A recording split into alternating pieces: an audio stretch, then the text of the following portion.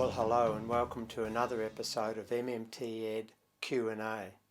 Thanks for joining us, and thanks to all of those who keep submitting questions. We're trying to get to them as best we can. Now tonight, my special guest is Dr. Pavlina Tcherneva from Bard College in the United States, and she writes a lot about the job guarantee, and she has a new book out at the moment. It's an excellent read, and I recommend you get hold of it to explore the wonderful world of job guarantee. Now, earlier today I pre-recorded a conversation with Pavlina. We explored three main issues, one relating to job guarantee and UBI, and another relating to the central role of a job guarantee in MMT, and that's quite often misunderstood. And finally, we got on to discussing the role of the job guarantee in countries like Indonesia. And we're going to spread these topics over 3 episodes to keep each episode nice and tight. This is what happened today. Hope you enjoy it. Well, hi Pavlina, thanks for joining us. Great to have you, and we've got some questions. And congratulations on your new book. It's a wonderful book and a great contribution to the literature on job guarantee, and I hope it does really well. Thanks for joining us tonight. Thank you so much, Bill. It's good to be with you. The first question is from Dan, and he asks, how is a job guarantee better than universal basic income?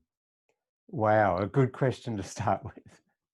A good question and potentially long answer, but I think it's important to start with some of the theoretical contributions of MMT, because there is a lot of discussion of how one program is better than the other, or the other has other benefits that the first doesn't.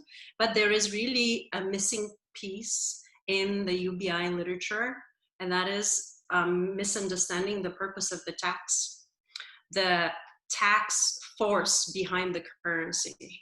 So, in MMT, we say that taxes drive demand for the government issued currency. And essentially, it creates demand for those who don't have it. Now, when you have UBI and you provide the currency, so to speak, for free, you invalidate the very purpose of the taxes that were initially imposed to create demand for the currency. And this has deep implications for the macroeconomic functioning of these programs, what the UBI might do to the value of the currency, and on and on. So this component I haven't really seen almost anywhere in the UBI literature being addressed. And so the way to think about this is that UBI as a policy motivates itself by tax and spend logic, which is backwards.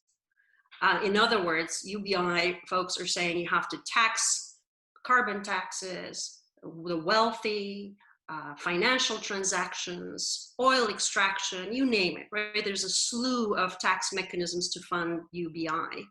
And as MMT describes, you actually don't tax to spend at the federal level. Programs are funded through the public purse and the sovereign power.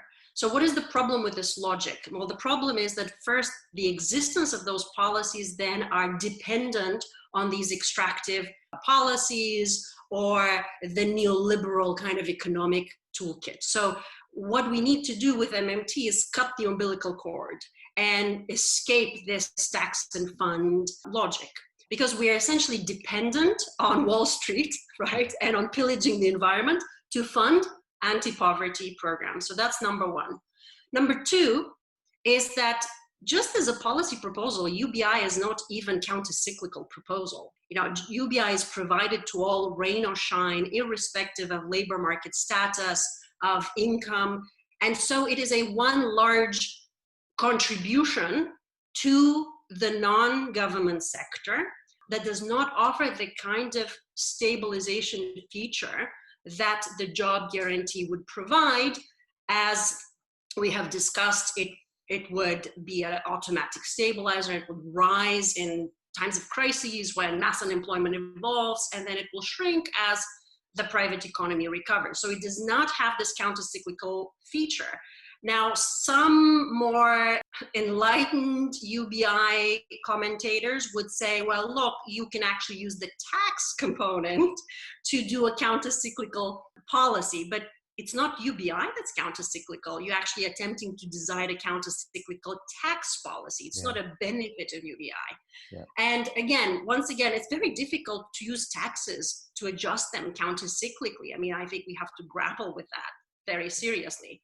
So on many levels at the macroeconomic level, UBI really fails to deliver. And then there is also the political economy of UBI that I think is important. You know, there's an allure to its simplicity that, oh, how wonderful it would be just to provide income to people. And surely we understand that income helps. But it's often used as a way to displace existing fiscal policies that have been targeted, crafted over many years carefully for particular aspects of economic insecurity. And we don't want to have a system that displaces these.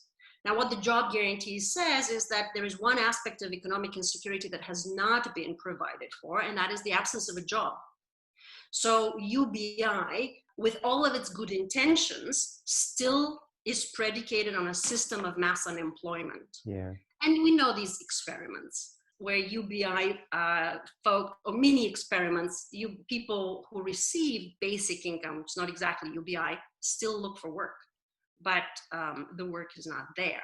Apart from the fact that it could be a kind of a Trojan horse to displace important public policies, it doesn't really provide this kind of freedom, if you will. It doesn't address the problem of unemployment, and importantly, it doesn't address the costs of unemployment, the large social costs of unemployment. And we know quite a lot about this, that income is just one aspect of the problem of unemployment. The costs actually tend to be largely non-pecuniary. Just to reflect on that, the surrender, I call it a surrender to the idea that the government can't create jobs. And so it's almost this sort of, it's a surrender to this neoliberal idea that the jobs are what they are, and the government can't do anything about that. So to solve the poverty problem of unemployment, you just give someone a dollop of income and convert them sort of into a consumption unit, that ignore all of the other social aspects of work and, you know, self-esteem and all of those network type things, and just give people enough to survive so they become consumption units. And I think that's a really impoverished concept of humanity and work. And yes, I think that, I mean, we all work. I think part of the concern is that work has become punitive, precarious. So we share that diagnosis of the labor market. But just as you point out, what the job guarantee attempts to do is establish an unambiguous standard for minimum family sustaining job. And that we don't really have a macroeconomic policy or structural policy that fortifies the floor. And UBI, attempts to provide an opt-out for people to leave their bad jobs, quote unquote, but it doesn't really provide an opt-in into a good job if you're looking for one.